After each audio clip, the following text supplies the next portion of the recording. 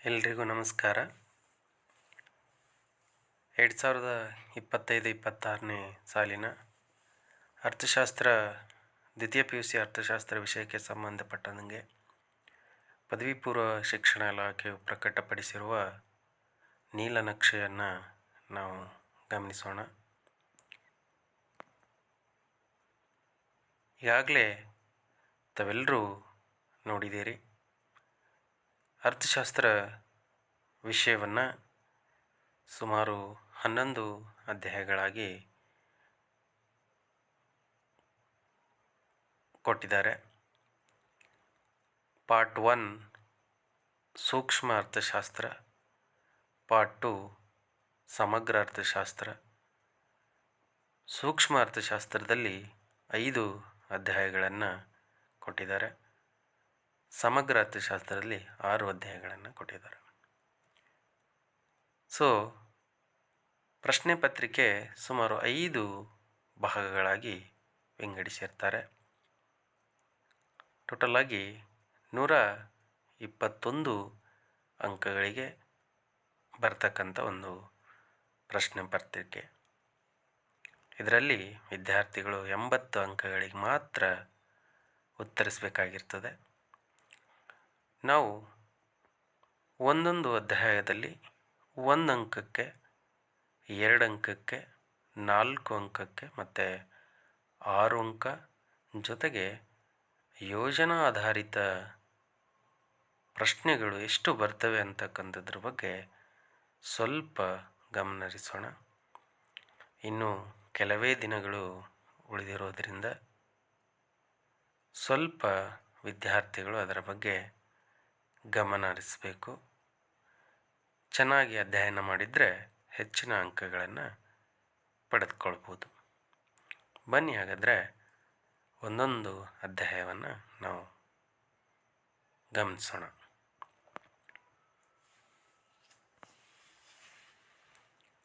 ಸೂಕ್ಷ್ಮ ಅರ್ಥಶಾಸ್ತ್ರ ಪರಿಚಯದಲ್ಲಿ 1ನೇ ಅಧ್ಯಾಯ ಸೂಕ್ಷ್ಮ ಅರ್ಥಶಾಸ್ತ್ರದ ಪರಿಚಯ ಇದೆ.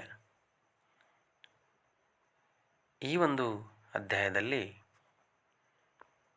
ಒಟ್ಟು ನಮಗೆ 7 ಅಂಕಕ್ಕೆ ಪ್ರಶ್ನೆಗಳು ಬರ್ತವೆ. ಅದರಲ್ಲಿ ನೀವಿಲ್ಲಿ ನೋಡ್ತಾ ಇದ್ದೀರಿ, 1 ಅಂಕಕ್ಕೆ 1 ಪ್ರಶ್ನೆಯನ್ನು ಕೇಳ್ತಾರೆ. 2 ಅಂಕದ ಪ್ರಶ್ನೆಗಳು ಸುಮಾರು 1 ಪ್ರಶ್ನೆ ಬರ್ತದೆ. 4 ಅಂಕದ ಪ್ರಶ್ನೆಗಳನ್ನು ಗಮನಿಸಿದಾಗ 1 ಪ್ರಶ್ನೆ 4 ಅಂಕಕ್ಕೆ ಬರ್ತಕ್ಕಂಥದ್ದು ನಾವು ನೋಡ್ತೇವೆ. ಈ ಒಂದು ಅಧ್ಯಾಯದಿಂದ 6 ಅಂಕಕ್ಕೆ ಮತ್ತು 5 ಅಂಕದ ಪ್ರಾಜೆಕ್ಟ್ ಓರಿಯೆಂಟೆಡ್ ಪ್ರಶ್ನೆ ಈ ಒಂದು ಅಧ್ಯಾಯದಿಂದ ಬರೋದಿಲ್ಲ. ನಿಮಗೆ ಇವಾಗ ಗೊತ್ತಾಗ್ಬಿಡ್ತು, ಸುಮಾರು 7 ಅಂಕಗಳಿಗೆ ಈ ಒಂದು ಅಧ್ಯಾಯ ಬರ್ತದೆ. ಇನ್ನು ನೆಕ್ಸ್ಟು ಈ ಒಂದು ಅಧ್ಯಾಯದಲ್ಲಿ 1 ಮತ್ತು 2 ಅಂಕದ ಎಲ್ಲ ಪ್ರಶ್ನೆಗಳನ್ನು ಅಧ್ಯಯನ ಮಾಡಲೇಬೇಕು. ಯಾಕಂದರೆ ಯಾವುದು ಬೀಳೋ ಹಾಗಿಲ್ಲ, ಎಲ್ಲವೂ ಕೂಡ ಪ್ರಮುಖದಾಗಿರ್ತದೆ. ಇನ್ನು 4 ಅಂಕದ ಪ್ರಶ್ನೆಗಳನ್ನು ಬಹಳ ಸುಲಭವಾಗಿ ಯಾರು ನಾನು ಪರೀಕ್ಷೆಯಲ್ಲಿ ಫೇಲ್ ಆಗ್ಬೋದು ಅಂತಕ್ಕಂಥ ಭಯ ಇರ್ತದೋ ಅಂತಹ ವಿದ್ಯಾರ್ಥಿಗಳು ಈ ಒಂದು ಪ್ರಶ್ನೆಗಳನ್ನು ಸುಲಭವಾಗಿ ಅಧ್ಯಯನವನ್ನು ಮಾಡ್ಬೋದು. ಅಂತಹ ವಿದ್ಯಾರ್ಥಿಗಳು ಈ ಒಂದು ಪ್ರಶ್ನೆಗಳ ಬಗ್ಗೆ ಗಮನ ಹರಿಸಬೇಕು. 1ನೇದು ಒಂದು ಸರಳ ಆರ್ಥಿಕತೆ, ಸಿಂಪಲ್ ಎಕಾನಮಿ. ಬಹಳ ಸರಳವಾಗಿ ನಾವು ಇದನ್ನು ಅಧ್ಯಯನ ಮಾಡ್ಬೋದು, ಬಹಳ ಸರಳವಾಗಿ. ಇನ್ನು ಆರ್ಥಿಕತೆಯ ಕೇಂದ್ರೀಯ ಸಮಸ್ಯೆಗಳು, ಆರ್ಥಿಕತೆಯ ಕೇಂದ್ರೀಯ ಸಮಸ್ಯೆಗಳು ಕೂಡ ಬಹಳ ಸರಳವಾದಂಥ ಒಂದು ಅಧ್ಯಾಯ. ಅದನ್ನು ನಾವು